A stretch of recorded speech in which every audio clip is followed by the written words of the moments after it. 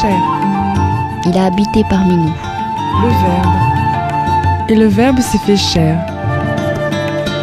Il a fait son casque côté la note. La parole a mis un mot.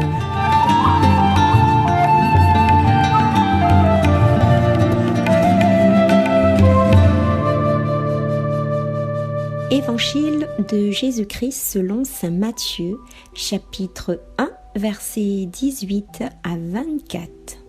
Voici comment fut engendré Jésus-Christ. Marie, sa mère, avait été accordée en mariage à Joseph. Avant qu'ils aient habité ensemble, elle fut enceinte par l'action de l'Esprit Saint. Joseph, son époux, qui était un homme juste et ne voulait pas la dénoncer publiquement, décida de la renvoyer en secret.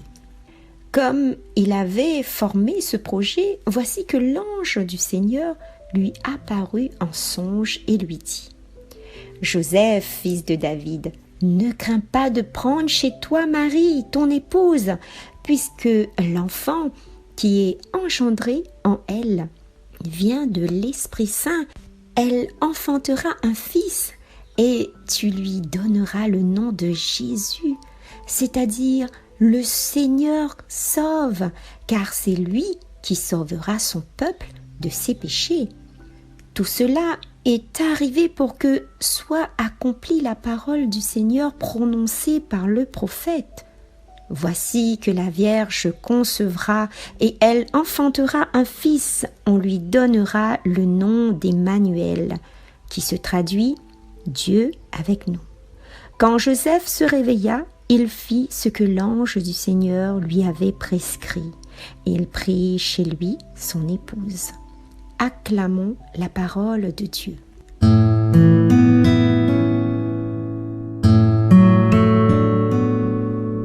De l'eau et de la lumière, parole de vie.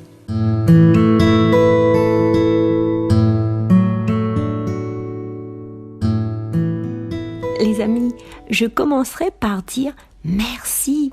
Merci à Marie et merci à Joseph d'avoir dit oui à Dieu de la venue de notre Sauveur.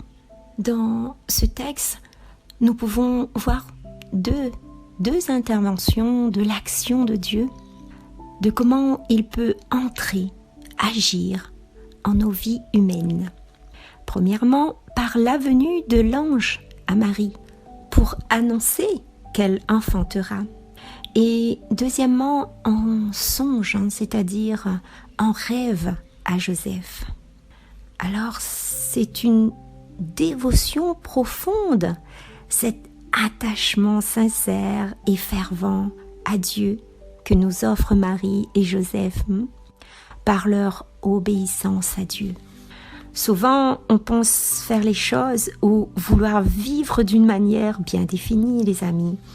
Mais Dieu nous donne de quitter ce chemin tout tracé que nous avions imaginé, d'accepter le changement dans nos vies. Il nous fait entrer dans un chemin inconnu qu'il nous propose en nous appelant par notre nom, comme il le dit dans le texte, Joseph, fils de David, ne crains pas de prendre chez toi Marie, ton épouse.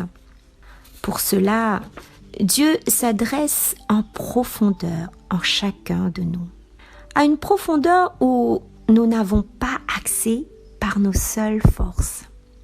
Oui, il laisse libre choix.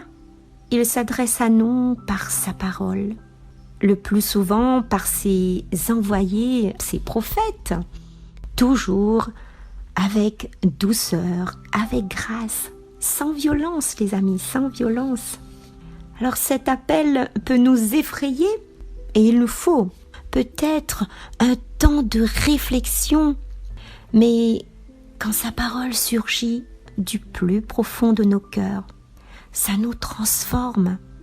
Et cette parole va se révéler dans la durée, dans la fidélité, dans l'amour, et portera beaucoup de fruits, les amis, beaucoup de fruits. Alors, la grande question que je me pose et que peut-être que vous aussi vous vous posiez, ayant des traits de caractère différents, si l'on se met à la place de Joseph, saurons-nous accepter l'enfant d'un autre? Comment dire non quand il s'agit d'un enfant, d'un petit être innocent? Dans notre société actuelle, il y a plusieurs familles recomposées, ces femmes et ces hommes qui accueillent chez eux un enfant ou plusieurs. Les amis, ce n'est pas facile tous les jours, mais chaque jour, chaque mois, chaque année, Dieu est là pour leur accompagner dans cette belle mission, dans l'éducation de ces enfants, de puiser au fond de leur cœur l'amour qu'ils ont besoin pour les accompagner. Dieu donne la force quand on est épuisé, le courage dans l'engagement de tenir. Alors écoutons-le, recevons-le. Par ce oui que nous disons, il pourra alors agir, nous façonner avec notre consentement, nous éclairer et nous émerveiller, les amis. Et même dans le découragement, il envoie ses messagers afin de ne pas faiblir, de tenir bon. Dieu recompose la famille selon sa volonté, son amour. Le salut chrétien passe par une famille recomposée, que cela nous plaise ou non. Tout enfant, quelles que soient ses conditions d'arrivée dans ce monde, est un enfant de Dieu. Comme Jésus, Dieu sauve ce qui est condamné. Et l'enfant issu de cette histoire de famille, est lui-même sauveur. Dieu sauve Jésus parce qu'il sauvera son peuple de ses fautes. Nous pouvons dire merci Seigneur de nous avoir donné ce cœur de compassion, ce cœur d'amour, d'aimer notre prochain comme tu le fais Seigneur. Merci de nous aimer, de nous permettre de vivre selon ta volonté. En faisant ta volonté Seigneur, je prépare ma place auprès de toi. Les portes du royaume s'ouvrent et j'y trouverai ma place. Amen. Merci à vous tous les amis. Je conclus cette semaine d'évangile du groupe de Jésus est mon guide. C'était Dani avec vous aujourd'hui. Je vous souhaite à tous une belle et agréable journée. Au revoir, à très bientôt.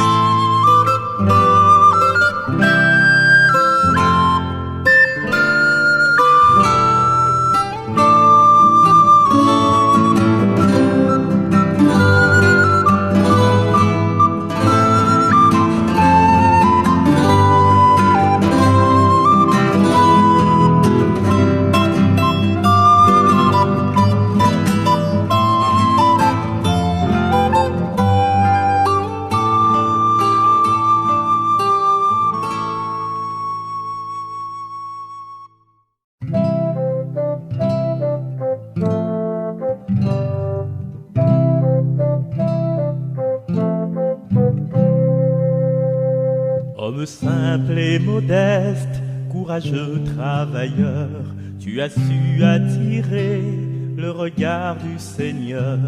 Pour choyer son enfant, tu deviens modèle. Il t'a pris entre tous, tu es béni du ciel. Saint Joseph, prie pour nous. Saint Joseph, intercède pour nous. Humble époux de Marie, Dieu lui-même t'a choisi. Pour protéger sa mère et son enfant chéri. Sur le trône de tes bras, où Jésus est assis. Nous déposons nos joies, lors aussi d'aujourd'hui. Saint Joseph,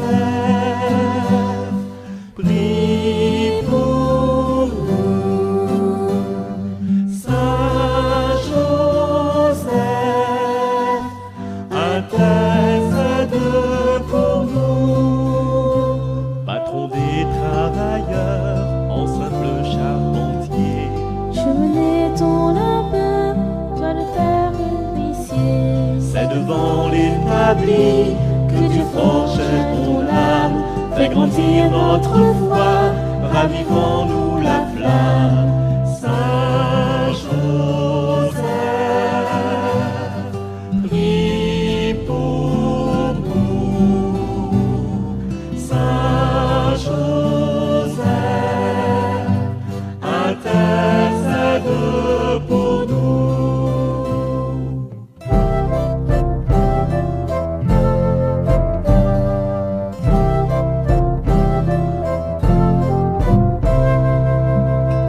Soutien de nos familles et patron des mourants, nous nous confions à toi, adoucis nos tourments. Les prières de nos cœurs, offre-les au Seigneur, puisse Dieu nous combler de paix et de bonheur.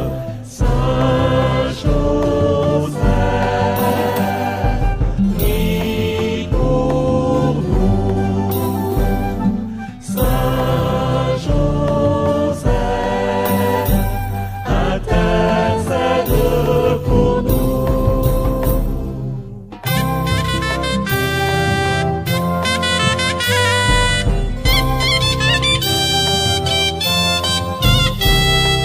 Saint Joseph, prie pour nous. Saint Joseph, intercède